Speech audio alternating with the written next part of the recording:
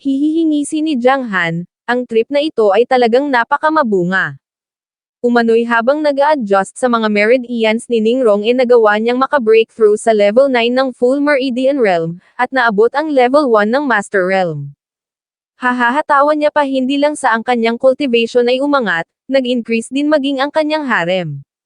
Mula doon ay narating na nila ang Piaozu City kung saan nagtaka si Jiang Han sa kanyang nadatnan na patanong sa kanyang isip, kung ano ang nangyari sa nagdaang mga araw. Young Master lapit ng isang guard so ito raw pala ay hindi pa patay, isang bagay naman na mas lalong nagpataka kay Jiang Han nagtanong kung ano ang nangyari.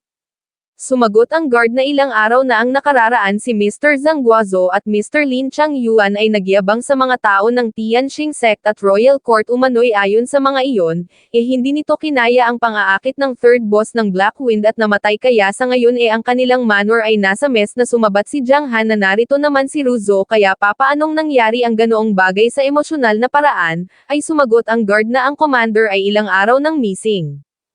Idinugtong ng isa pa na ang mga members ng Tianqing Sect ay kasalukuyang nasa City Lord's Mansion ang inaasal ng mga iyon doon ay napakalala subalit sir, pakiusap ito ay maging tolerant. Mula doon ay tumuloy na sila sa city si Miss Ning, ay tinanong ni Jiang Han kung ito ba ay mayroong alam na impormasyon patungkol sa Tianqing Sect. Sumagot si Miss Ning na actually ang mga iyon ay hindi isang major sect ang members ng mga iyon ay mababa sa 5,000. Gayunpaman ang kanilang sect master ay isang Marquis of Martial Arts level powerhouse, at iyon ay sumusunod sa orders ng County Lord's Mansion at nakikipaglaban para sa mga iyon. Hasambit ni Jiang Han so iyon pala ay mga tuta ng County Lord, ano naman? Sa labas ng City Lord's Mansion ay mayroong maririnig na hiyaw mula sa loob sinabi ng isang servant na ito'y nagsisimula na naman dumugtong ang isa na ito'y kalabisan na kung ang commander ay nandito lang, ang taong ito'y hindi mangangahas na umasta ng ganito rito. Pagbukas ng gate ay nagtanong si Jiang Han kung ano ang nangyayari habang sa loob naman ay makikita ang pagtakbo ng isang maid servant punit-punit ang damit at balot na ng mga pasa, hinahabol ng isang individual na nagngangalang Master Joe. Sa sumunod na segundo'y naabutan niya na ang maid hinawakan sa buhok sinabihang isang tsansa na lang ang ibibigay niya rito siya'y pagsilbihan nito kahit na isang gabi lang at hindi niya napahihirapan pa ang mga bagay-bagay para rito subalit kung hindi naman, ito'y huhubaran niya at itatapon sa lansangan ng makita ng lahat. Ang maid ay nagmakaawang bitawan subalit siya ay sasampalin lang ng Master Joe na ito you damn rich sigaw niya so talaga raw palang hindi nito alam kung gaano ito kaswerteng mapili niya, lumalabas na mukhang kailangan niyang ipakita rito kung sino ang boss. Gayunpaman ang kanyang gagawin sanang pagsampal ay naudlot ng bigla na lamang dinakman ni Jiang Han ang kanyang kamay nagtatanong kung saan nanggaling ang bandidong ito, ang pangahas naman daw nitong e-violate ang maid ng kanilang mansyon sa harap ng publiko. Ganito ang naging reaksyon ng mga servant nang makita si Jiang Han so ang master raw pala ay buhay ang master ay bumalik na gayunpaman, hindi pa rin nila maaaring ma-offend ang taong ito. Hasambit ng Master Joe so ito raw pala yung son-in-law, so ito raw pala ay hindi pa patay. Inutusan ni Jiang Han ang maid na tumayo at sipain ang lalaking ito sumigaw ang Master Joe na nililigawan nito ang kamatayan sa kasamaang palad, siya'y tinadyakan lang ni Jiang Han sa sikmura. Tinanong ni Jiang Han ang maid kung ito ba'y marunong sumipa, oo tugon ng maid. Sa paiyak na paraan ay nagtanong ang Master Joe kung talaga bang ang mga ito ay mangangahas tinanong si Jiang Han kung hindi ba nito alam kung sino siya gayunpaman ang maid ay nagsimula ng bumuwelo at sa sumunod na segundo ay boom, basag ang itlog.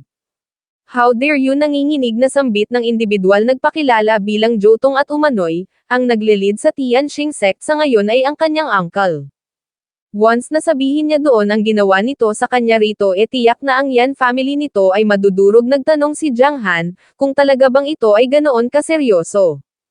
Hasambit ni Jotong ngayon ito raw ba ay natatakot na umano'y kung ang Yan family ay gusto pa ring makastrike ng deal sa Tianqing Sect mas maigi, kung ipadala ng mga ito sa kanya ang 3 maid na ito sa kanyang palasyo mamayang gabi.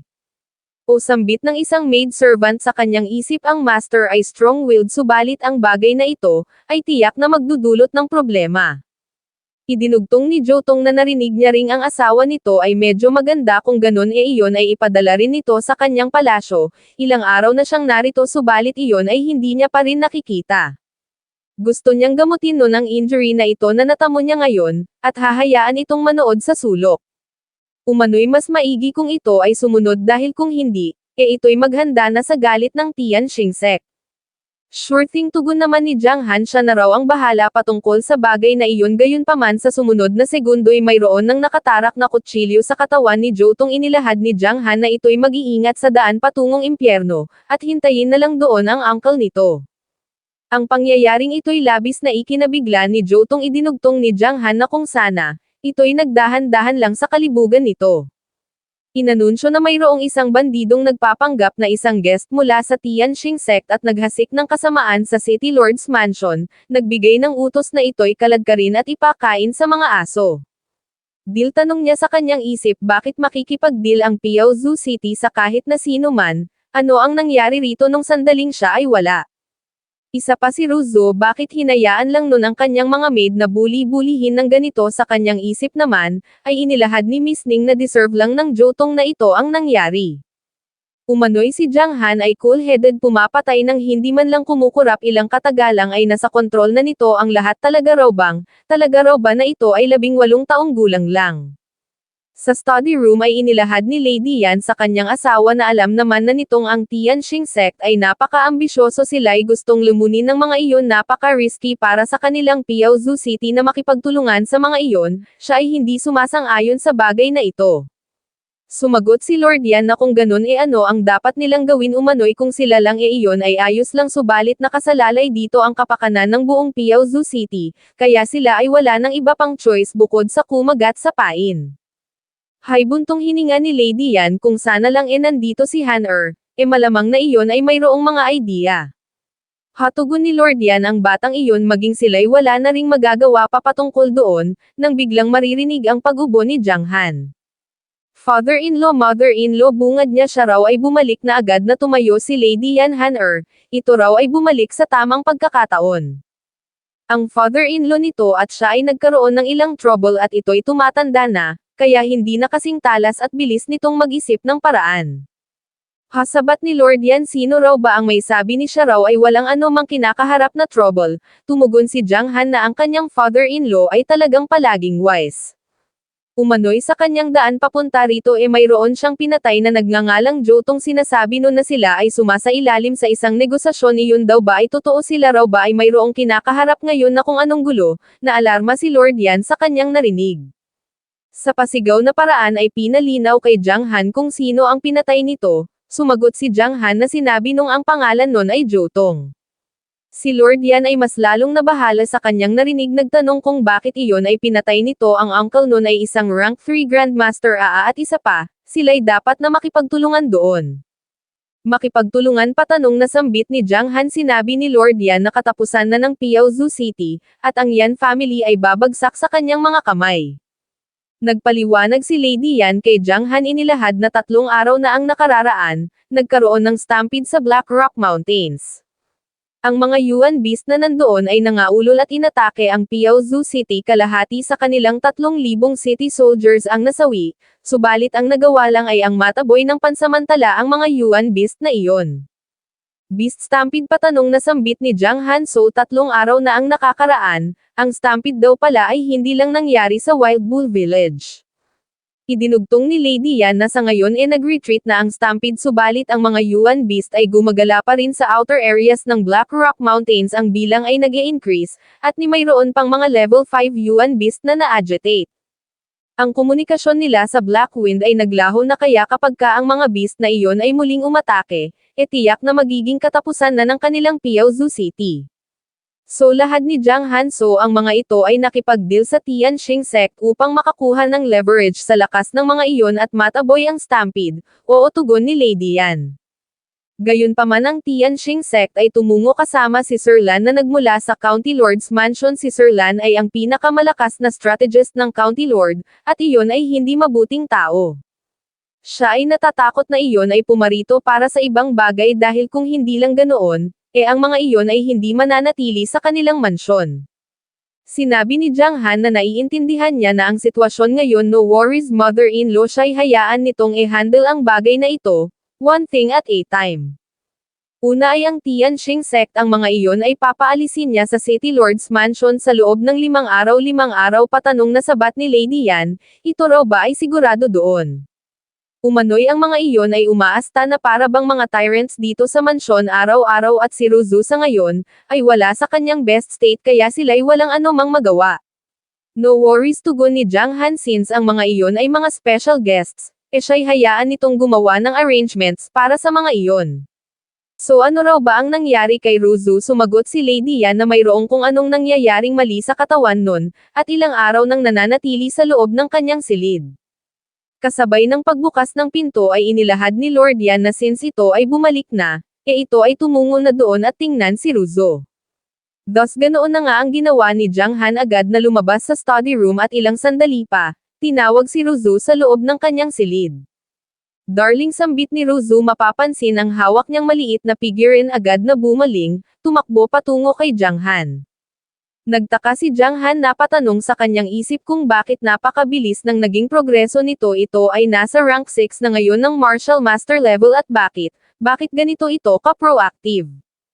Nang lalapat na ang halik ay namula ang mga pisngi ni Jiang Han, agad na pinigilan si Ruzu, tinanong kung ano ang nangyayari rito. Darling, tugon naman ni Ruzu kasabay ng paghubad ng kanyang damit, ito raw ba ay hindi nito gusto. Umano'y magmula nung araw na ito ay umalis siya ay nagsisisi na ng husto. Napansin ni Jiang Han na ang katawan ni Ruzu ay lubhang napakalamig na tila ba nagyayelo. Idinugtong ni Ruzu na ayaw niya nang magkaroon pa ng anumang pagsisisit panghihinayang, napalunok ng laway si Jiang Han.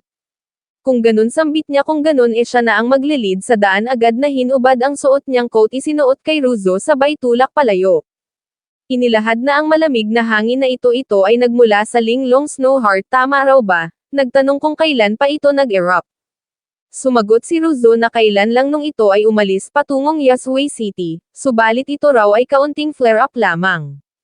Sa kanyang isip ay inilahad ni Jiang Han na dati siya ay medyo aware na patungkol sa Linglong Snow Heart physique ng kanyang asawa, kung kaya ito ay pasekreto niyang binigyan ng suitable technique upang e-practice nito, subalit hindi niya inaasahan na ito ay mag-e-erupt ng ganito kaaga.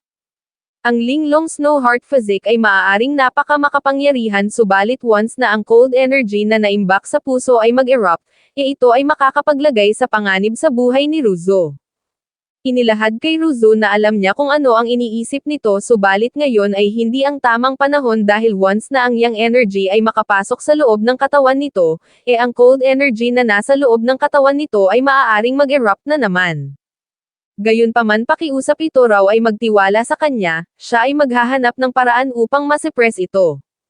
Kasabay ng paghakbang palabas ay idinugtong na ito'y magkaroon ng maayos na pahinga kasabay ng pamumuo ng mga luha, ay ganito ang nasambit ni Ruzu.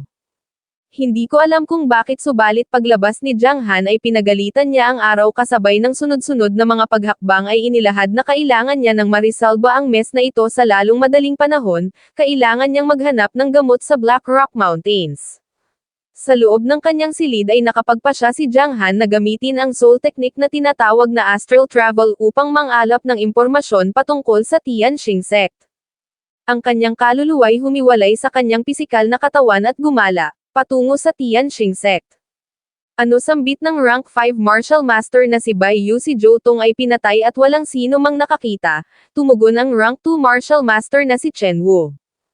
Inilahad na iyon ay napakaatat dahil sa ang uncle nun ay ang siyang kasalukuyang sect master. Mapag-aalaman, na ang sect master o si Elder Zhou pala ay ang siya nang nag-aalaga kay Zhou Tong at sa kanyang ina magmula nung mamatay ang kanyang ama. Anyway, sabat ng rank 2 martial master na si Lian, tiyak daw na hindi pa tatawarin ni Elder Zhou ang Yan family once na iyon ay makabalik, kaya sila raw ay lumikha na lang ng dagdag pang mga gulo. Sa ngayon kailangan nilang ipakitang sila ay naglalagak ng effort. Hasambit ni Jiang Han, ang isiping mayroon pa ring ganitong chismis na maririnig. Well, kahit na ano pa man lahad ni Lian, narinig niya raw na ang anak ni Yan Tiang ang na si Yan Ruzu ay napakaganda. Sila raw ay ilang araw nang narito, subalit bakit iyon ay hindi pa rin nila nakikita, siya raw ay sawang-sawa na sa pakikipaglaro sa mga babaeng narito. Sumabat si Chen Wu na wag itong magsalita ng ganito, isa pa narinig niya rong si Jiang Han ay mayroong problema sa bandang ibaba, at si Ruzu ay virgin pa rin. Well, kung ganon tugon ni Lian, kung ganon iyon ay good news, siya raw na si Lian ay gustong-gusto ang mga babaeng hindi pa nagagalaw. Kapansin-pansin ang naging reaksyon ni Jiang Han sa kanyang narinig Lian, lahat naman ni Bai Yu, mas maigi raw kung kontrolin nito ang kanyang sarili. Si Jiang Han ay hindi basta-basta, dahil kung hindi lang ganoon, hindi natutungo pa ng personal si Elder Joe. Also si Sir Lan ay mukhang nakahanap na ng ebidensyang magdadawat kay Yan Tiang ang iyon ay malapit nang dumating, kaya hindi nila maaaring guluhin ang mga bagay-bagay sa ngayon. Once na mapatay na ni Sir Lan si Yan Tiang at si Zhang Guozhou na ay ang siyang magiging City Lord ng Piaozu City, sila'y maaari nang makapagpatuloy sa pag-iimbestiga patungkol sa nakatagong alamat sa Piaozu City. Hasambit ni Jiang Han sa kanyang isip, so mayroon daw palang nakatagong alamat patungkol sa Piaozu City at ebidensyang magdadawat sa kanyang father-in-law. Ito raw ba ay related doon sa matabang anak ng County Lord, na kapag pa siya na i-check na rin kung sino ang Sir Lan na ito. Ang eksena ay lumipat sa quarters ni Ruzo. Commander report ng isang guard na wala na sa kanila ang command sa mga guards, na naatasan sa paghahatid ng ligtas sa pangalawang anak ng City Lord. Gayunpaman natuklasan nilang kasama nun ngayon ang Big Boss at Second Master ng Black Wind, at ang mga iyon ay makakarating sa Piaozu City sa lalong madaling panahon. Noted tugon ni Ruzo, inilahad sa kanyang isip na siya ay na-depress sa loob ng ilang araw, hindi maaaring si Jiang Han na lang ang ipahandle niya sa lahat. Umano'y sa gabing ito, siya ay ang siyang magiging killer in black. Mula doon ay sumapit ang gabi at sa puntong ito, ay makikitang parating na sa West Gate ng Piaozu City ang Big Boss at Second Master ng Black Wind kasama ang isang individual. Hihingisi ng Big Boss ito na raw ay ang last mile once na ma-deliver nila ang taong ito, katapusan na ng Yan family. Gayunpaman sa unahan ay mayroong umagaw sa kanilang pansin, mapag-aalamang walang iba kundi si Ruzo. Ano pa, tanong na sambit ng Big Boss, isang ambush hindi sabat ng kalbo, sa tingin niya raw ito'y nag-iisa lang. Ano, dagdag niya pa, ito raw ba ay mayroong death wish, hamak lamang na pulse invigoration level, magtatangkang i-ambush sila na parehong mga martial masters. Sumabat ang Big Boss na wag nitong ibaba ang guard nito. Hahahatawa ng kalbo. Boss, umano'y bukod sa kama siya ay duda na siya'y mapapatay ng babaeng ito kahit na saan ang kanyang pagiging rank 6 martial master, ay hindi for the show lang. It's over, sambit ng individual. Agad na sumugod si kalbo patungo kay Ruzo. Siya raw ay hayaan nitong magkaroon ng good time sa babaeng ito. Gayunpaman siya'y bigla na lamang sinalubong ng sampal ni Ruzo, at nang mapansin ang napakakapal na ice energy, ay nanlaki ang mga mata ni kalbo. Napatanong kung ano ang nangyayari kasabay ng sunod-sunod na pag-atake ni Ruzo. Kailangan niya rong umiwas, subalit bakit naninigas, bakit nagyayelo ang kanyang katawan? Ganito ang naging reaksyon ng Big Boss nang binitawan ni Ruzo ang atakeng panapos. Ang kalbo na nagyayabang sa kanyang pagiging rank 6 martial master, ay tuluyan ng bumagsak. Mapag-aalaman na maging si Ruzo pala ay isa na ring rank 6 martial master. Inilahad ng Big Boss na hindi niya inaasahang narating nito ang level na ito sa edad na 18. Umano'y sa tingin niya, walang sino man sa younger generation ng Piaozu City ang kapantay nito. Hindi tutol ni Ruzo umano'y pagdating sa talent, ang kanyang husband ay walang kapantay. Ano, sambit ng Big Boss sa kanyang isip. Napatanong kung ano ang pinagsasasabi nito. Alam ng lahat na ang Jiang Han na iyon ay walang silbi. Inilahad kay Ruzo na hindi na mabilang ang kanyang mga napatay, siya ay hindi matatalo sa isang hamak lamang na babaeng ito. Pakiusap, sigaw ng Young Lord, pakiusap, patayin nito ang babaeng ito. Sa kanyang isip ay inilahad ni Ruzo na ito'y hindi maganda. Sinasadya nitong lumikha ng ingay upang ma-attract ang atensyon ng iba. Kailangan niya itong tapusin ng mabilis. Sinalubong ang binitawang sunod-sunod na atake ng Big Boss. Sa parehong sandali ay narinig ni Jiang Han ang commotion ng nangyayaring labanan, na pagtantong ito ay nagmula sa West Gate. Thus siya'y agad na nag-rush. Nang makalapit sa lokasyon ay mayroong napansin na pamilyar na vitality surge ng cold energy. Sana lang daw ito ay hindi gaya ng iniisip niya, subalit nang marating niya na ang mismong lokasyon nang makita ang 13, ay mas lalong tumindi ang kanyang kutob na ito'y kagagawan ni Ruzo. Gamit ang kanyang soul technique ay tinuluyan ni Jiang Han ang 13. Umano'y ang mga bastards na ito, ay hindi deserve ang time ni Ruzo. Sa parehong sandali ay mapapansing mayroong dumating. Mapag-aalaman na ang mga ito ay si Mr. Zhang at Mr. Lin, kasama ang isa pang individual. Kahit na sa kasalukuyan ay nasa kanyang soul form si Jiang Han siya'y nakapagpas siyang magtago na patanong si Mr. Zhang kung ano ang nangyari rito, ano ito raw ba ay kagagawan ng Yan family. Nagtanong si Mr. Lin kung talaga bang mayroong ganitong uri ng mga experts ang Yan family at bakit dinurog ng ganito ang mga ito, nagmistulang meat paste. Ang individual na nasa harapan ay mapag-aalamang walang iba kundi yung mismong Sir Lan, na nabanggit ni Lady Yan. Inilahad na ang mga taong ito ay dinurog gamit ang soul power. Ang huling umatake, ay isang soul master. Ang dalawa ay nabigla sa kanilang narinig, so sambit naman ni Jiang Han, so ito raw pala yung Sir Lan. Soul master, patanong na sambit ni Mr. Lin, hindi raw ba't ang mga iyon ay napaka-rare, kaya papaanong nangyaring mayroong soul master dito sa Piaozu City? Sinabi ni Mr. Zhang na malamang na ang soul master na ito ay hindi nagmula rito sa Piaozu City, subalit, bakit tutulungan ng ganitong uri ng master ang Yan family? Sinabi ni Sir Lan na hindi raw ba kaya na ito ay kagagawan ng taong iyon sir, o sisa ni Mr. Zhang, ito raw ba ay mayroong kung anong alam? Sumagot si Sir Lan na sa Tianwu Imperial Court ay mayroong isang napaka-high rank na maniac, na sa tingin niya ay mayroong kung anong relasyon sa son-in-law ng Yan family na si Jiang Han. Maaaring ang soul master na ito ay ipinadala ng babaeng iyon, hindi nila maaaring ma-attract ang atensyon nun sa kanilang kasalukuyang trip, dahil kapag ka nagkaganon, tiyak na magkakaroon ng maraming gulo.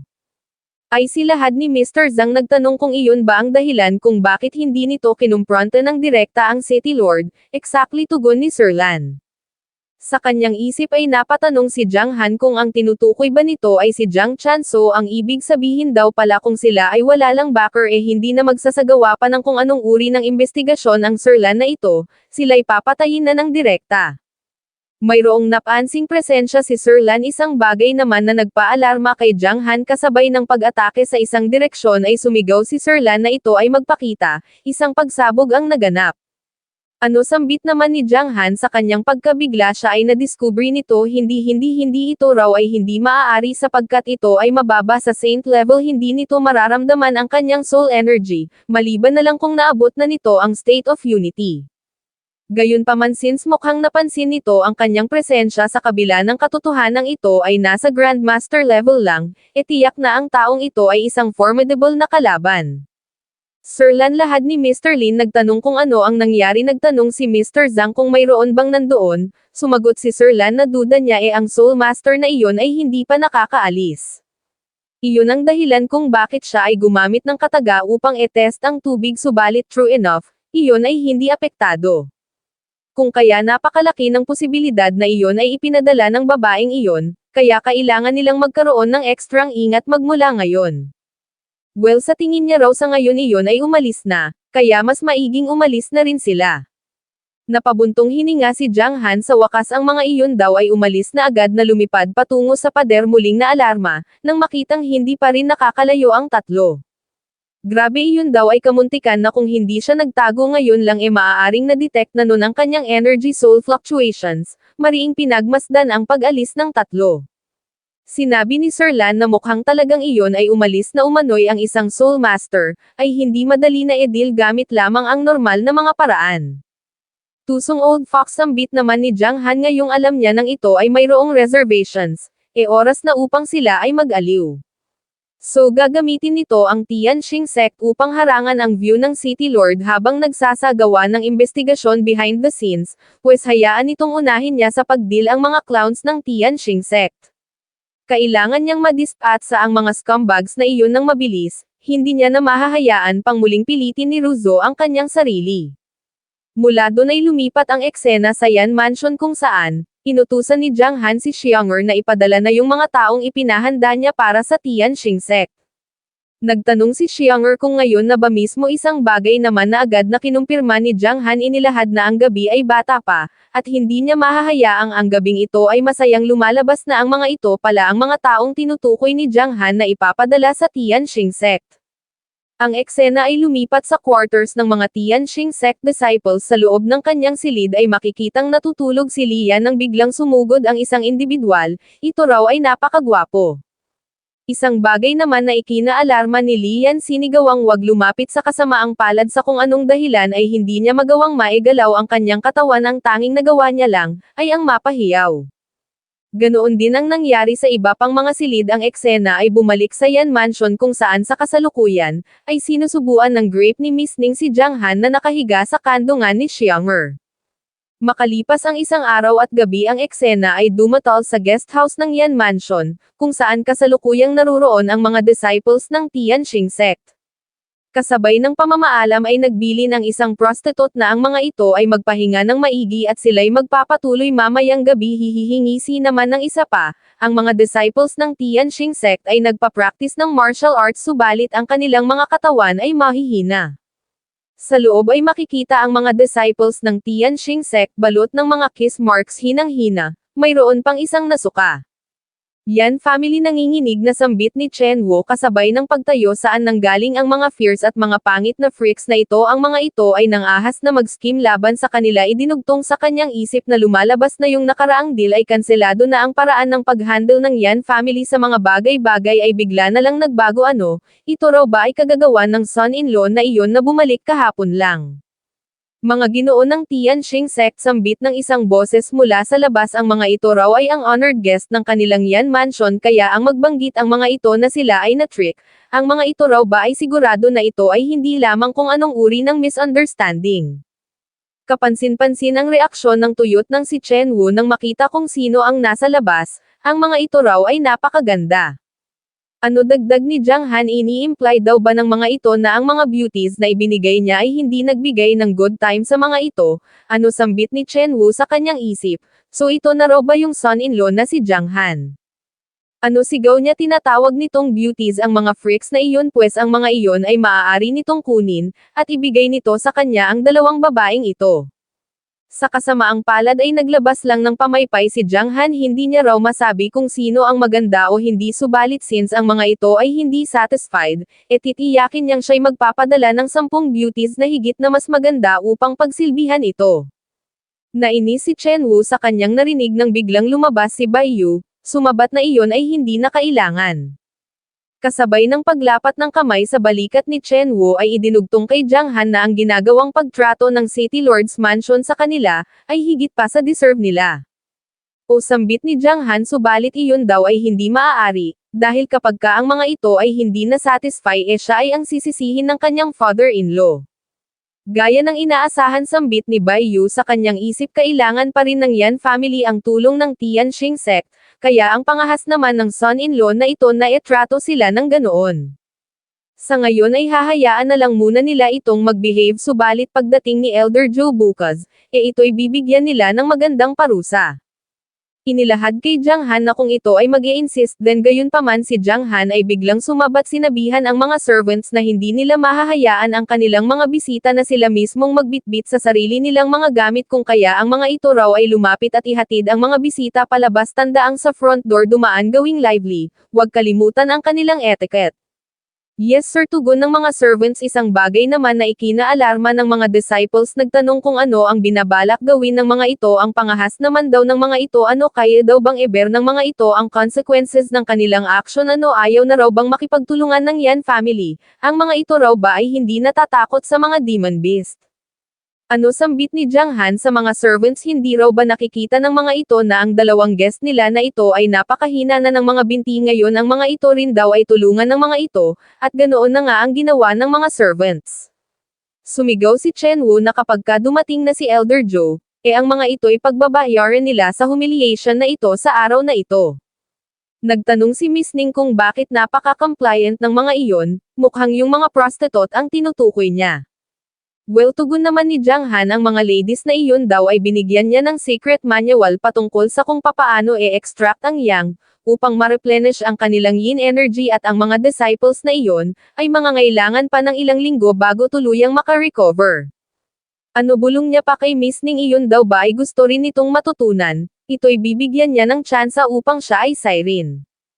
Sambit ni Miss Ning sabay tulak palayo kay Jiang Han. Talaga raw bang iniisip nitong hindi niya alam ang patungkol sa bagay na iyon? Subalit once na si Elder Zhou ay dumating, titingnan niya kung iyon ay papaano nito didil.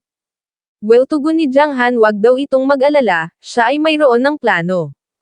Sa seryosong tono ay idinugtong na sa ngayon ang tunay na problema ay ang masigurong si Zhou Tianji ay mamamatay ng mayroong tamang rason, hindi maaaring makahanap si Sir Lan ng anumang justification na magagamit nun laban sa Yan family.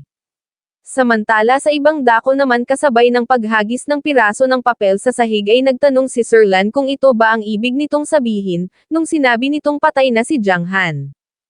Tugon ni Mr. Zhang ayon sa kanyang nakaraang plano ganoon daw dapat siya ay pinutol ni Sir Lan. Nagtanong kung nasaan na yung taong ipinadala nito upang iyon ay patayin, sumagot si Mr. Zhang na iyon ay hindi pa nakakabalik. Hasambit ni Sir Lan, at ito'y nang ahas na sabihin sa kanyang iyon ay patay na. Ngayon iyon ay bumalik kasama ang ilang mga tao ni pinatay pa si Jotong at pinalayas sa mansyon ang mga members ng Tianqing sect. Sumabat si Mr. Zhang na ang lahat ng ito ay kasalanan niya, subalit iginagarantiya niya raw na ang Crimson Beauty ay napaka-loyal. So be it lahat ni Sir Lan sa ngayon ang kailangan nila ay mga tamang tao kung kaya, ang bagay na ito'y kanya munang palalampasin. Kapag ka ang Yan Mansion ay nangahas na galawin si Zhou Tianji iyon na ang hudyat nila upang umatake. Gayunpaman malamang na alam na ni Jiang Han ang patungkol sa bagay na iyon, kung kaya kailangan maghanda ng dagdag na mga preparasyon. Lin Changyuan siya raw ay mayroong task para rito. Yes sir, tugon ni Mr. Lin.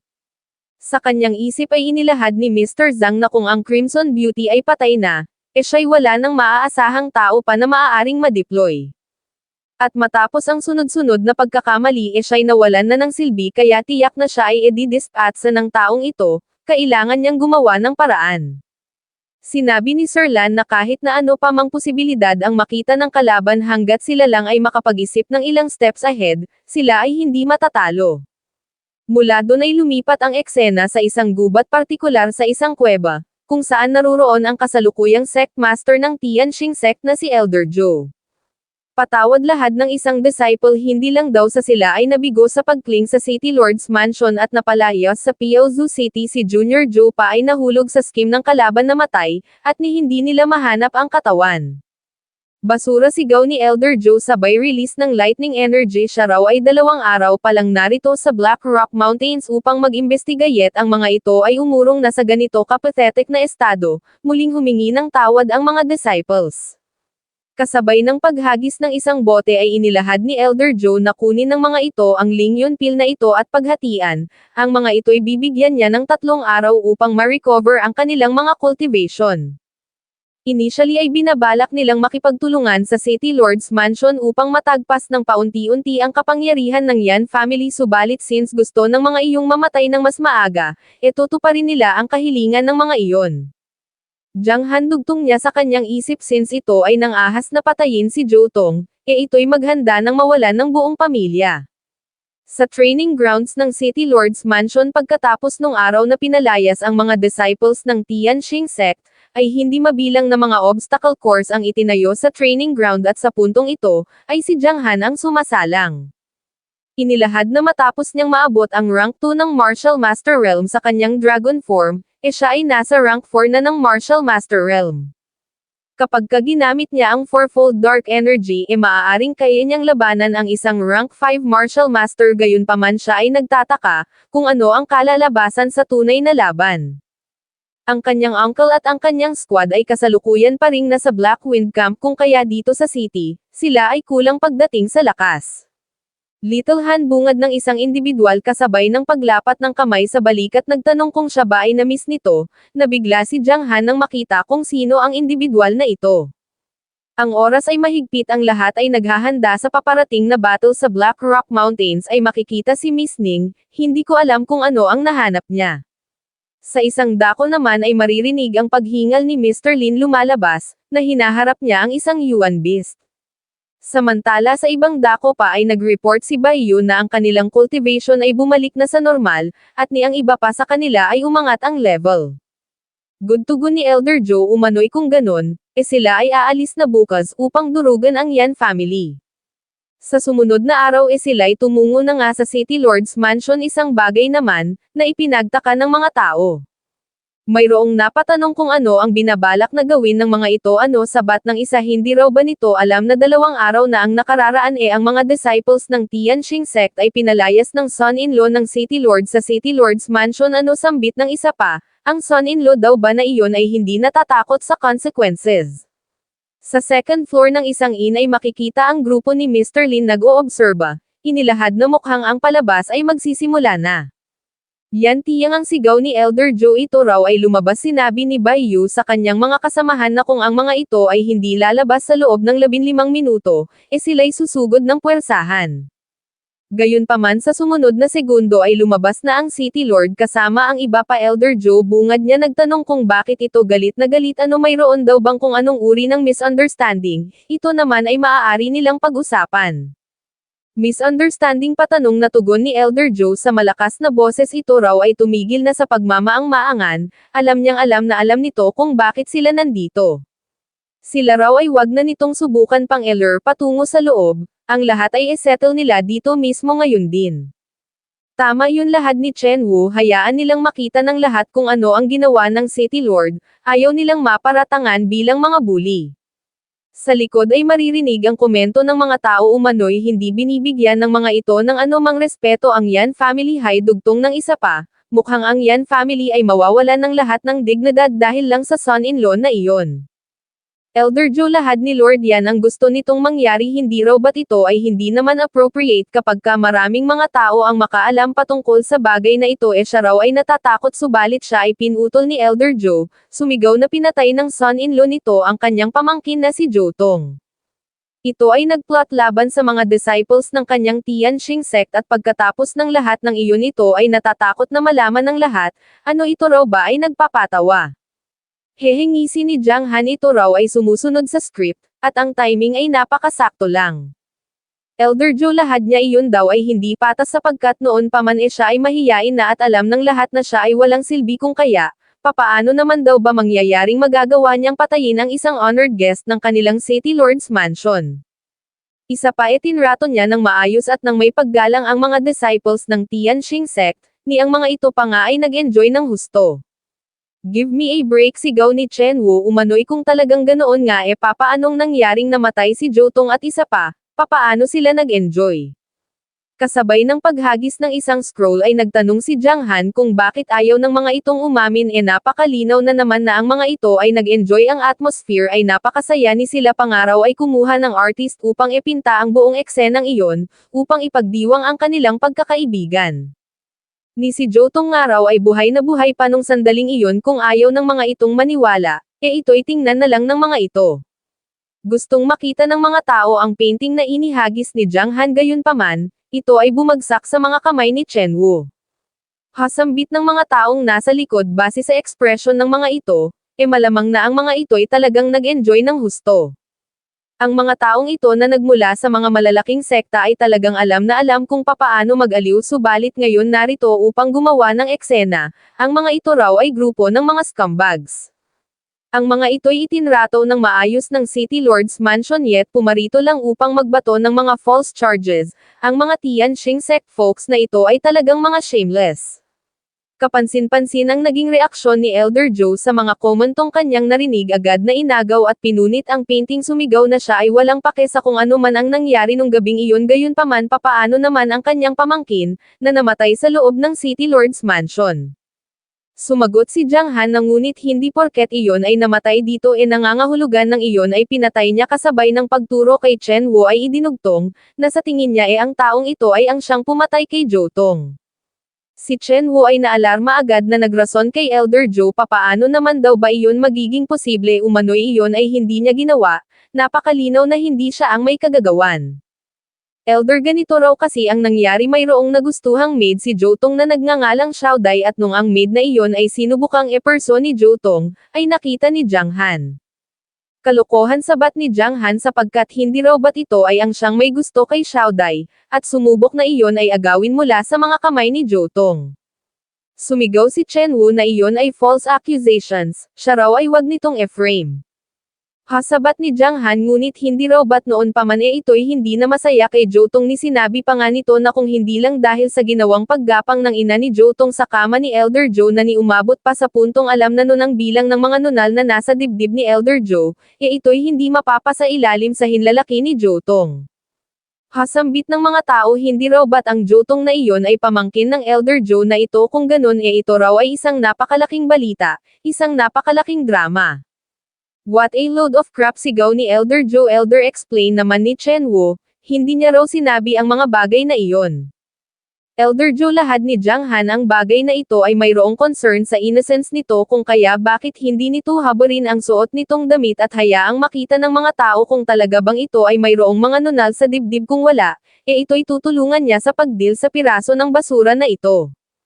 Subalit sumigaw lang si Elder Joe na ang malinis na kamay ay hindi na kailangang hugasan pa, hindi na kailangan pang patunayan niya pa ang kanyang sarili. Gayunpaman, wag nitong isiping ito ay makakapag-stir up ng trouble sa pamamagitan ng pag-frame sa iba at pag-deny sa sarili nitong krimen. Nagtanong si Jiang Han kung kailan pa nagkaroon ng karapatan ang Tianqing sect sa pag-penalize sa mga mamamayan ng imperyo kung sinasabi nitong pinatay niya si Jotong. Nasaan ang ebidensya, nasaan ang katawan, ang hamak lamang na mga kataga ay hindi sapat upang siya'y paratangan bilang murderer. Then kung ganun sabat ni Elder Joe, kung ganun ito raw ba ay mayroong ebidensya, syempre naman tugon ni Jiang Han at agad na ipinatawag si Xiao Dai upang magsilbing witness. Ilang sandali pa ay lumitaw na yung prostitute. Darling, bungad nito, talagang ito raw ay hindi niya na may tatago pa para sa kapakanan ng kanilang magiging anak, siya ay aamin na. Kapansin-pansin ang naging reaksyon ng mga tao nang makita ang pagmumukha ng out of this world na beauty na ito. Bullshit, sigaw naman ni Chen Wu kasabay ng pagluwa ng mga mata, ito raw ay hindi ang Xiao Dai na iyon. Isa pa, magtatatlong araw pa lang magmula nung ginawa nila ang bagay na iyon, kaya papaanong nangyaring ito ay buntis na, kaya malamang na iba raw ang ama. Hasambit ng mga tao, so ito raw pala talaga ay mayroong kung anong bagay sa Xiao Dai na ito umano'y kung ganoon nga, yung sinabi raw pala ni Jiang Han ay totoo. How heartless, sambit ni Jiang Han. Jiang Han, sigaw naman ni Chen Wu agad na sumugod. Umano'y tama na sa mga tricks nito, ito'y papatayin niya na. Kapansin-pansin ang ekspresyon ni Elder Joe. Elder Joe, sambit naman ni Jiang Han kasabay ng pagkalabit, ito raw ay galit dahil sa ito ay na-expose, kaya ngayon binabalak nitong siya'y patahimikin. Kasabay ng pagwaksi ay tinanong ni Elder Joe si Jiang Han kung ano ang ginagawa nito. Ito raw ay lumayo sa kanya, gayunpaman nagawang makahawak ni Jiang Han sa kanyang damit sa bandang dibdib, at ang damit ay nagawa niyang mapunit bago tuluyang tumilapon. Iyon ay kamuntikan na sambit niya sa kanyang isip. Umano'y ang lahat ng ginawa niya ay para lamang sa mismong sandaling ito, ang atensyon ng lahat ay natuon kay Elder Joe. Teka lang, ano ito, sambit ni Chen Wu nang mapansin ang markings na nasa dibdib ni Elder Joe. Hindi raw ba't ito ay ang insignia ng mga traidor ng imperyo, ang emblem ng Gluttony Army? Maging si Elder Joe ay nagtaka na, patanong kung kailan pa ito umano'y, kaninang umaga wala ang markings na ito rito. Hasambit ni Jiang Han, no wonder na ayaw nitong hubarin ang damit nito, no wonder na ginagawa ng mga ito ang lahat ng paraan. Ma-frame lang ang Yan family, nagbigay ng utos na palibutan ang mga ito, patayin ang mga taksil na ito. What a ruthless plan, sambit ni Elder Joe sa kanyang isip. Mga wiklang sigaw niya pa, siya raw ay wag hawakan ng mga ito. Sinabihan ang kanyang mga tauhan na ito ay set up, nagbigay ng utos na patayin ang mga ito. Yes sir, tugon ng mga disciples ng Tianqing sect. At ang clash sa pagitan ng mga disciples ng Tianqing sect at Piaozu City Guards ay nagsimula. Brother Yuan, sambit ni Jiang Han, gawin na raw nito, at dadagdagan niya ang bayad nito. Hatugon ni Wei Yuan, ito raw ay isang rank 3 Grandmaster kung alam lang nito, subalit since siya ay tinawag nitong brother ito ay ihuhold niya sa loob ng 15 minuto. Agad na inatake si Elder Joe, lumalabas na yung tumapik pala sa balikat ni Jiang Han kanina ay walang iba kundi si Wei Yuan, yung madaldal doon sa Bloodblade Alliance ng Yasui branch.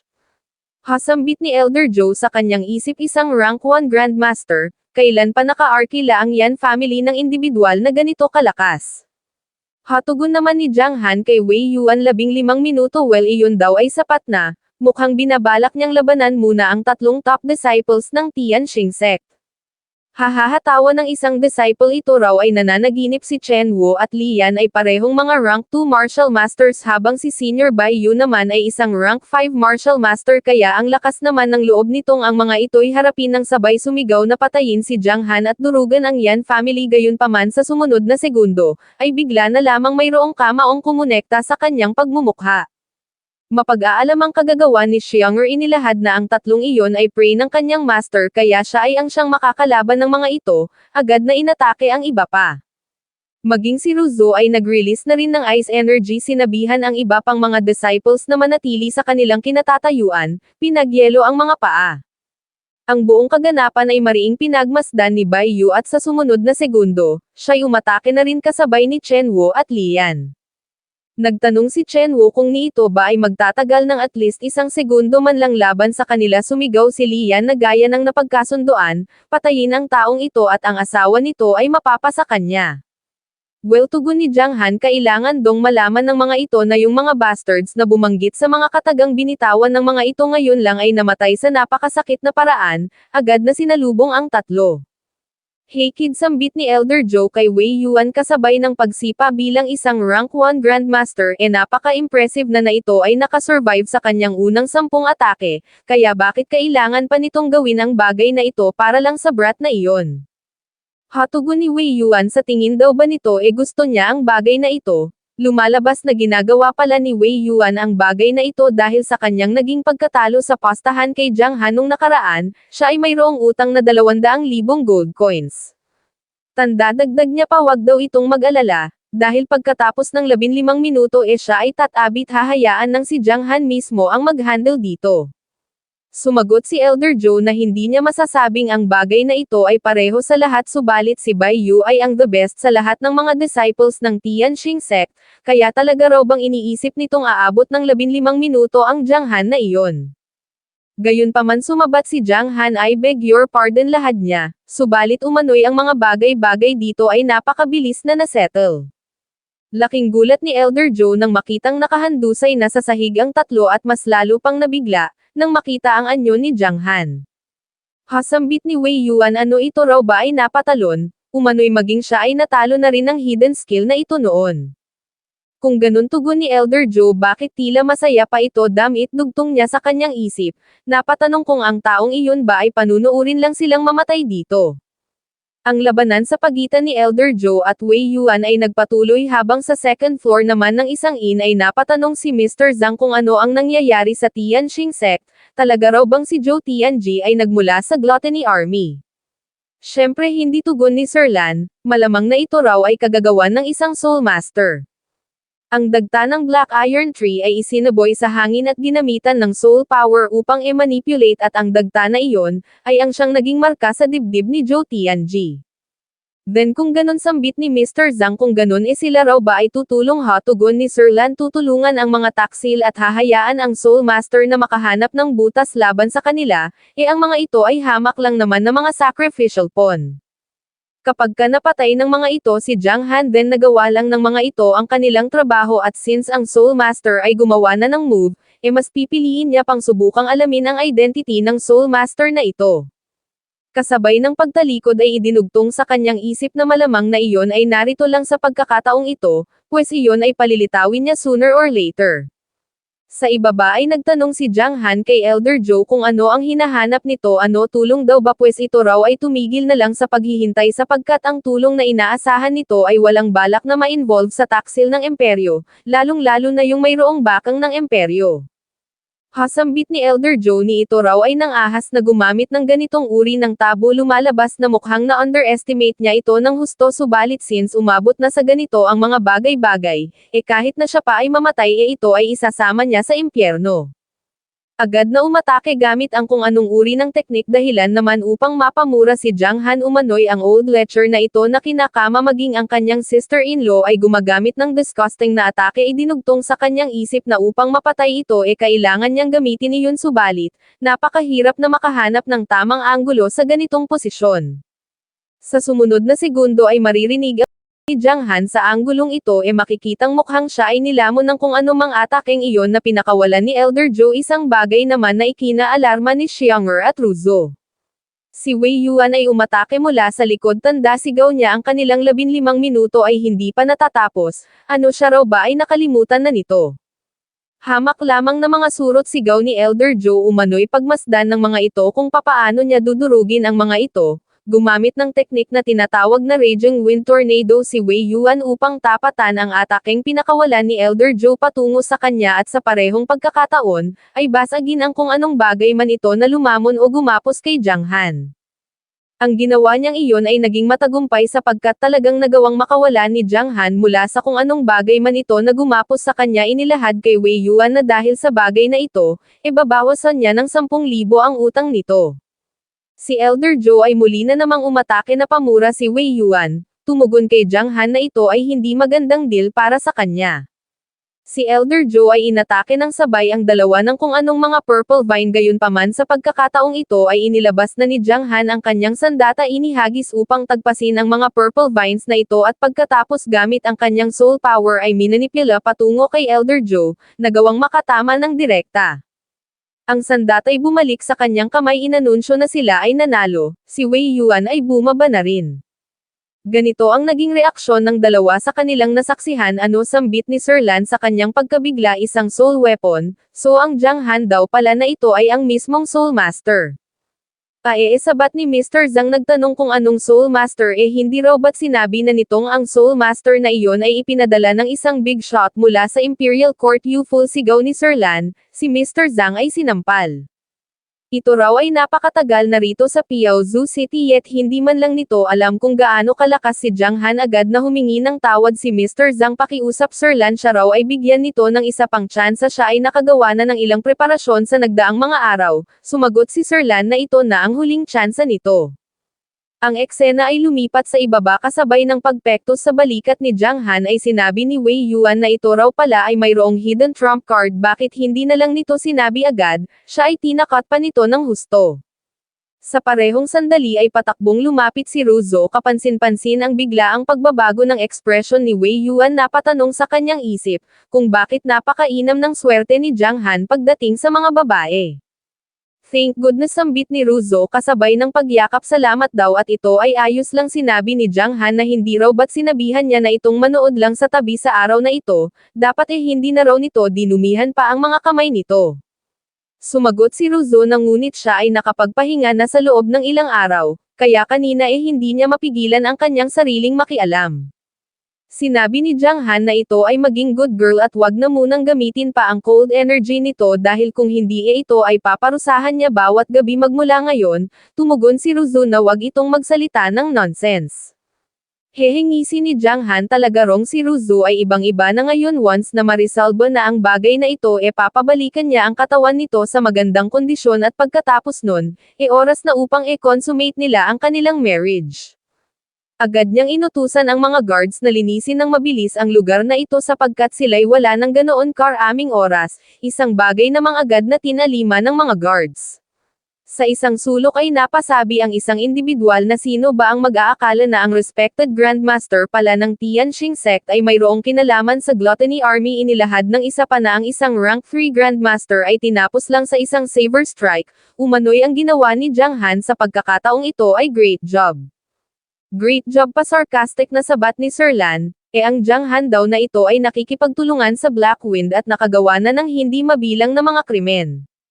Sir Lan sambit ni Mr. Zhang sa malakas na boses ito raw ay ang taong iyon umano'y natuklasan niya noong si Jiang Han ay nakikipagtulungan sa Black Wind dahilan upang wasakin nito ang kanyang pamilya, patayin ang kanyang asawa at mga anak habang siya ay wala.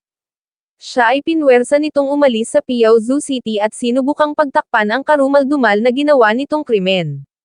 Zhangguozo patanong na sambit ni Jiang Han kasabay ng pagyukom ng kamay nagtanong si Sir Lan kung iyon ba ay totoo, syempre naman hindi tugon ni Jiang Han. Subalit umano'y since narito na si Sir Lan, kahit na ano pang sabihin niya ay wala ng silbi pa tama raw ba. Idinugtong sa kanyang isip na ang tusong old fox na ito ay talagang marunong pumili ng timing, ito ay lumitaw sa pinaka-critical na sandali. Syempre tugon ni Sir Lan nire-represente niya raw ang County Lord kaya kung ano man ang sabihin niya, ay patas lang at makatarungan. Hasambit ni Jiang Han sa kanyang isip patas at makatarungan lumalabas na ang Sir Lan na ito ay ayaw na i-implicate ang kanyang sarili, kung kaya ginamit nito si Zhangguozo upang akusahan siya. Tinanong ni Sir Lan si Mr. Zhang kung ito ba ay mayroong ebidensya. Syempre tugon naman ni Mr. Zhang sabay dukot sa damit umano'y magmula nung siya ay ma-set up, siya ay nagsimula na sa pag-iimbestiga ng pasekreto. Sa kabutihang palad siya ay sinagot ng langit. Ang mga librong ito ay account books patungkol sa human smuggling trade sa pagitan ni Jiang Han at ng Black Wind. Ganito ang naging reaksyon ni Jiang Han at ang mga tao ay napa-react din. Sinabi ng isa na ito ay hindi maaari ang Jiang Han na ito ay mukhang great guy kani-kanina lang dumugtong ang isa na ang isiping ito pala ay nakikipagtulungan sa mga bandido, siya raw ay hindi makapaniwalang ang City Lord ay kumupkop ng ganitong uri ng menas. Sumigaw ang iba pa na kailangan nilang ma-reveal ang true nature nito nang biglang pumagitna si Ruzo. Ito raw ay set up, ang mga account books na ito ay peke.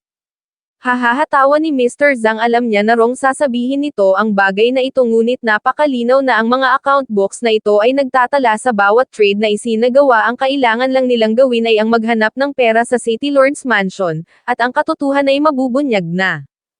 Idinugtong sa kanyang isip na although sayang at nawala sa kanya ang Ice Blue Teardrops Mines, iyon pa rin ay nagbigay sa kanya ng perpektong oportunidad.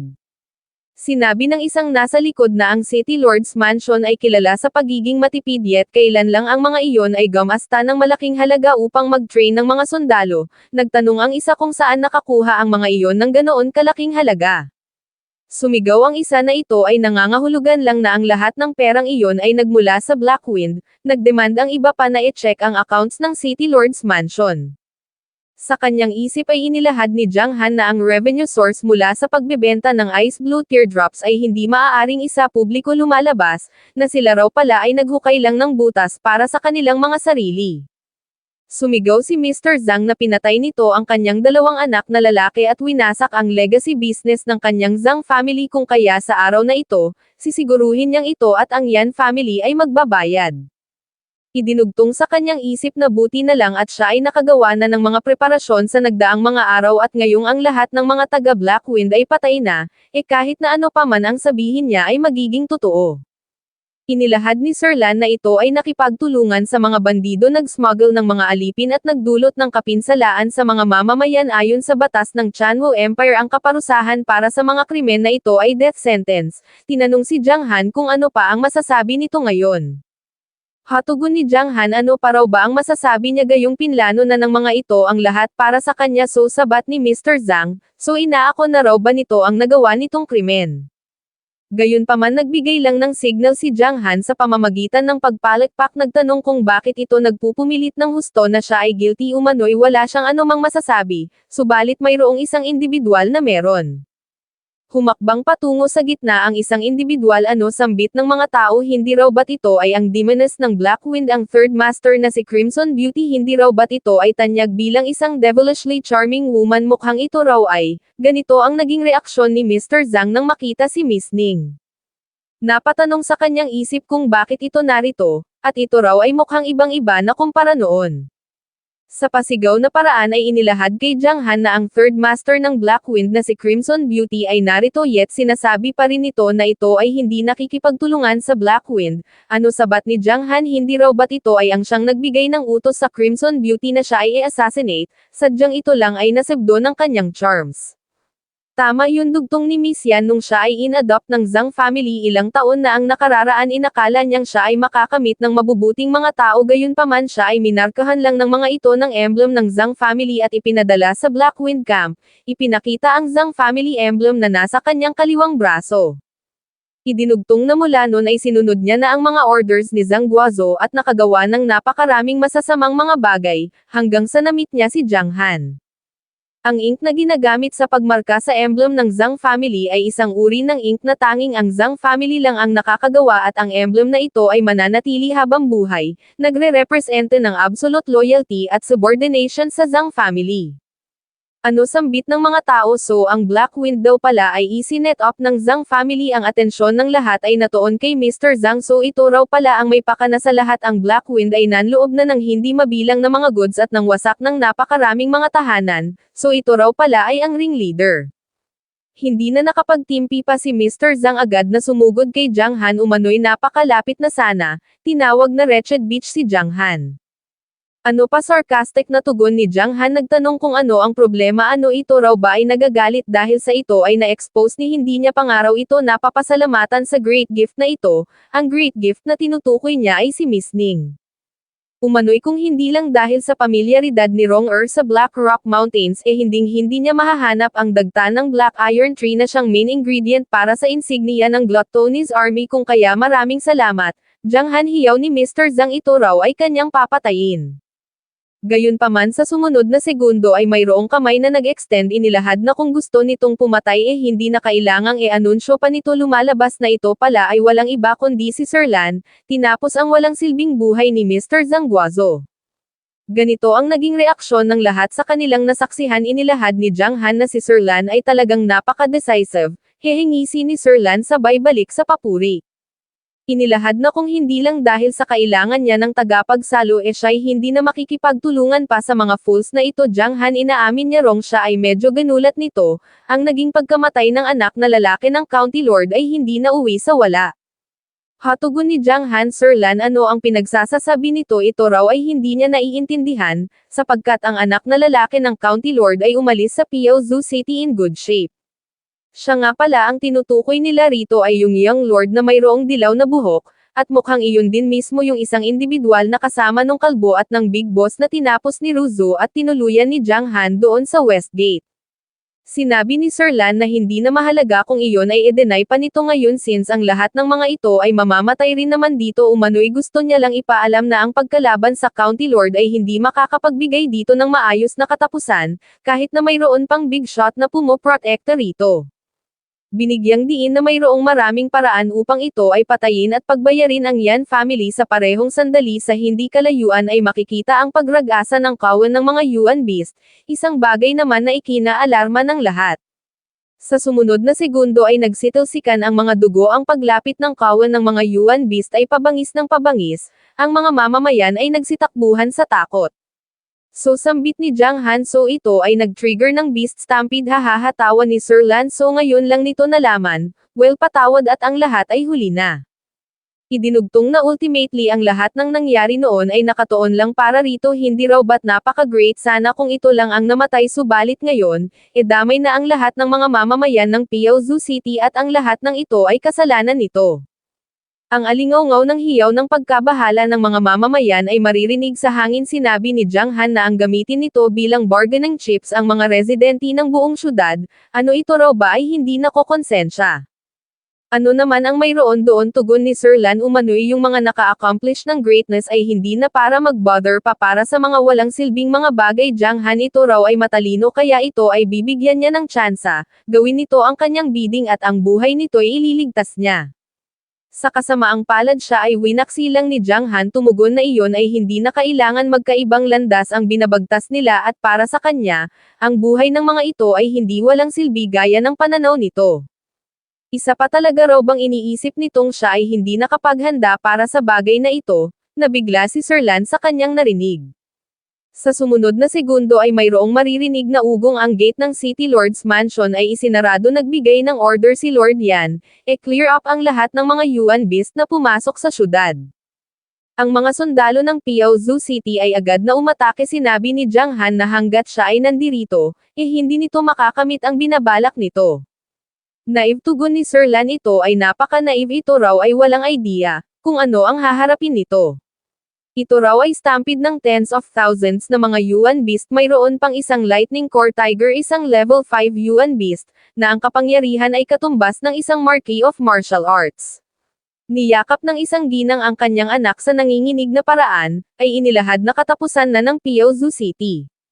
Sinabi ni Sir Lan na ang ganitong uri ng kapangyarihan ay sapat upang palbosin ang isang buong syudad ano talaga raw bang iniisip nitong mapipigilan nito ang stampede na ito pues siya raw ay manunood, ito'y panunuurin niyang mag-struggle sa desperasyon.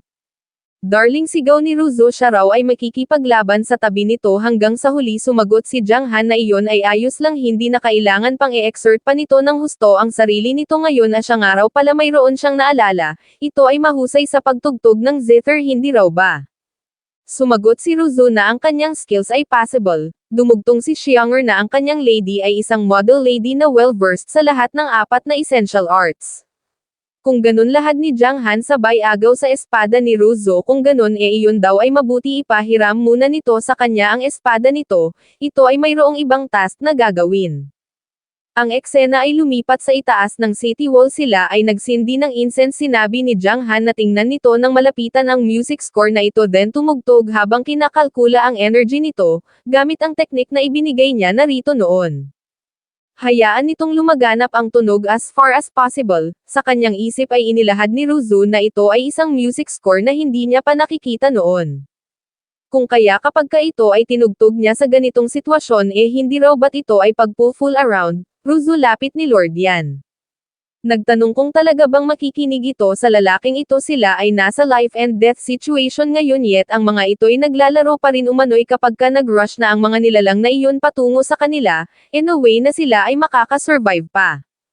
Sumagot lang si Ruzo na pinagkakatiwalaan niya si Jiang Han sumabat si Lord Yan na ngunit ang stampede ay paparating na kaya bakit ang mga ito'y wala pa ring ginagawa, inutusan ni Jiang Han si Ruzo na tumugtog na. Thus ang ginawa ni Ruzo'y ganoon na nga sa sumunod na sandali ay mayroong maririnig na boses, mapag-aalamang si Jiang Han pala ay kumakanta. Siya ay nagpatuloy sa pagkanta kapansin-pansing mayroong kung anong bagay na nangyayari sa mga Yuan Beast si Miss Ning at Lord Yan, ay hindi makapaniwala. Ano sambit ni Sir Lan sa isang bubong na patanong kung ano ang nangyayari bakit nadidisarray ang mga Yuan Beast hey sambit naman ni Jiang Han sa kanyang isip ang music therapy na mayroong halong soul power, ang epekto ay agaran. Umano'y kahit na ang naaapektuhan lang nito ay ang portion ng mga low-level beasts, iyon ay sapat na. Ngayon sigaw niya sabay lipad unahing atakehin ang mga hindi naapektuhan, nagbigay ng command si Xianger sa mga guards na magpakawala ng mga palaso. Hasambit ni Wei Yuan lumalabas na mukhang magagawang mag-guide ni Jiang Han ang Piaozu City mula sa stampede na ito, sinabi ni Ruzo na ito ay gumagana. Inilahad na ang isiping ang musikang ito ay mayroong ganitong uri ng effects hanggat sila ay magpatuloy lang, tiyak na ang mga ito'y kanilang mapipigilan. Gayunpaman sa sumunod na sandali ay mayroon silang naramdaman maririnig ang isang nakakabinging roar mapag-aalaman, na kagagawa ng Yuan Beast na ito. Ano sambit ni Jiang Han sa kanyang isip isang lightning core tiger, siya ay inatake ng mismong beast gamit ang isang lightning strike. Napasabi si Jiang Han na ang lightning core tiger na ito ay walang duda na nasa level 5 na, at ang aura nito ay higit na mas malakas doon sa Black-Scaled Emperor Dragon. Pagtama ng lightning strike ay nabahala si Ruzo habang si Sir Lan naman, ay pinagmasdan ang patuloy na pagtakbo ng mga mamamayan. Ang paningin ay muling ibinaling Jiang Han sambit niya sa kanyang isip dapat daw na ito ay maging masaya, na mamatay mula sa ganito katinding lightning storm. Sa lupa ay makikita ang tilamsik ng mga dugo ang lightning core tiger, ay bumaling sa lokasyon ng mag-ama. Sumigaw si Ruzo na siya ay tutungo doon upang tingnan Ruzo pighil ni Lord Yan ito raw ay kumalma, ang pinakamahalaga sa ngayon ay ang mga residente ng Piaozu City. Nagbigay ng command si Ruzo na bantayan ang gate kahit na ang maging kapalit pa ay ang kanilang sariling buhay maghanda sa pag-evacuate sa mga residente, isang kautosang agad na tinalima ng mga guards. Sa parehong sandali ay umahan mula sa lupa si Jiang Han hey stupid cat hiyaw niya kasabay ng pag-release ng enerhiya siya raw ay buhay pa, at siya ay hindi pa tapos dito. Ang lightning core tiger ay nagbigay ng ganitong tingin sa pagmumukha ng mag-ama ay mababanaag ang galak, habang si Sir Lan naman ay hindi makapaniwalang ito ay buhay pa rin. Kasunod ng isang nakakabinging roar ay isang matinding pagsabog ang dumatal, si Jiang Han ay dali-daling umiwas. Inilahad sa kanyang isip na ang lightning core tiger na ito ay isang bagay na hindi niya kayang i-deal sa ngayon gamit ang makeshift lightning conductor at kaliskis ng kanyang dragon form, ang kanyang naging pagtakas ngayon lang ay pasang-awa. Siya ay muling nag-transform sa kanyang dragon form at lumipad sa napakabilis na paraan that's right sigaw niya sa lightning core tiger, siya raw ay pagmasdan nito ng maigi. Gayunpaman dugtong niya sa kanyang isip ito'y hindi niya maaaring hayaang magpatuloy sa pag-amok, agad na nagpakawala ng isang sword slash. Sa kasamaang palad ito ay tinanggap lang ng direkta ng lightning core tiger si Jiang Han ay tumilapon pagkatapos na tamaan ng buntot, bumagsak. Sinabi ni Ruzo sa mga guards na habang pinipigilan ni Jiang Han ang lightning core tiger clear nila ang ibang mga Yuan Beast na nasa city wall as fast as possible, isang bagay naman na agad na tinalima ng mga guards.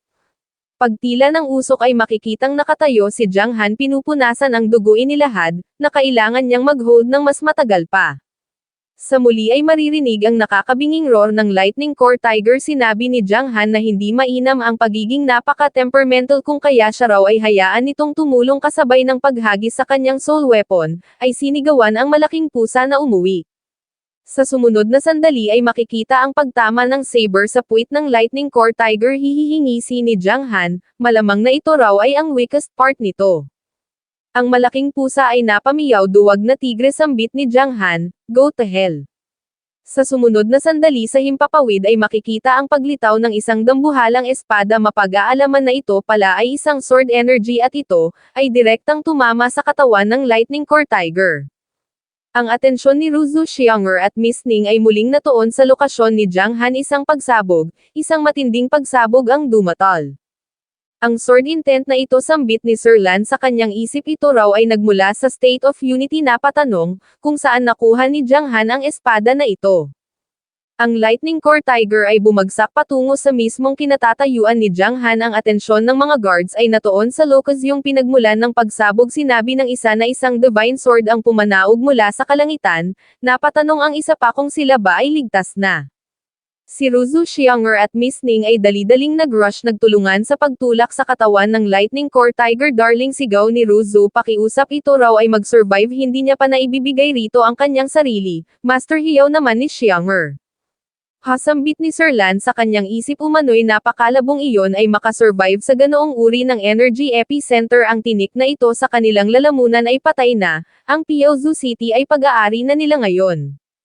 Ilang sandali pa ay nabigla si Ruzu nang mayroong naramdamang paggalaw. Si Jiang Han ay bumangon, itinulak ang katawan ng dambuhalang pusang sa kanya'y nakadagan. Si Xiang'er ay napatalon sa tuwa habang si Ruzu naman ay agad na lumapit. Sinabi ni Jiang Han na wag itong umiyak, siya ay hindi mamamatay nang hindi nako-consummate ang kanilang marriage. Ito ay buhay, tugon ni Ruzu. Umano'y hanggat ito ay buhay lang, ang lahat ay ayos na. Tingnan nyo, banda roon, sigaw ng isang guard sa itaas ng wall. Ang master ay buhay. God bless Piaozu City, hiyaw ni Jiang Han kasabay ng pag-angat ng kaliwang kamao. God bless Piaozu City, sabayang tugon ng mga guards. At si Jiang Han ay tinawag nilang God of War. Mayroong kung anong bagay na inilabas si Sir Lan. Imposible sambit niya. Ano iyon ay nakasurvive? Ano hindi raw ba kaya na iyon ay mayroong kung anong itinatago? Ano dapat daw ba nasamantalahin niya ang pagkakataong ito? Gayunpaman sa parehong sandali ay mayroon siyang kung anong naramdaman. Sa kanyang gilid ay makikita si Uncle Jiang, nagbigay ng babala. Naalarma si Sir Lan nang maramdamang ito ay nasa Marquee of Martial Arts realm na at nakapasok na sa State of Unity. Ano yung espada daw ba na iyon ngayon lang? Ito raw ba ang may kagagawan? Ang State of Unity ay kadalasang naaabot lang ng mga saint-level cultivators. Once na ang isa ay nasa state na ito ito ay mayroong kakayahang makipag-communicate sa universo at kakayahang manghiram ng enerhiya sa paligid. Sa kanyang isip ay inilahad ni Sir Lan na hindi niya alam na mayroon palang ganito kalakas na cultivator sa panig ng mga ito. Umano'y kung ganon, ito ay hindi ang tamang pagkakataon upang kumilos. Jiang Han, ituring na lang daw nitong maswerte ang sarili nito sa pagkakataong ito. Ito raw ay maghintay lang dahil sa susunod nilang pagkikita, ang County Lord ay magdideklara na ng all-out war sa Piaozu City. Alright, sambit ni Jiang Han nang makita ang pagdating ni Uncle Jiang. Ngayon siya raw ay maaari nang magpahinga. Isang bagay naman na ipinagtaka ni Ruzu sa sumunod na segundo, ay bigla na lang bumagsak si Jiang Han.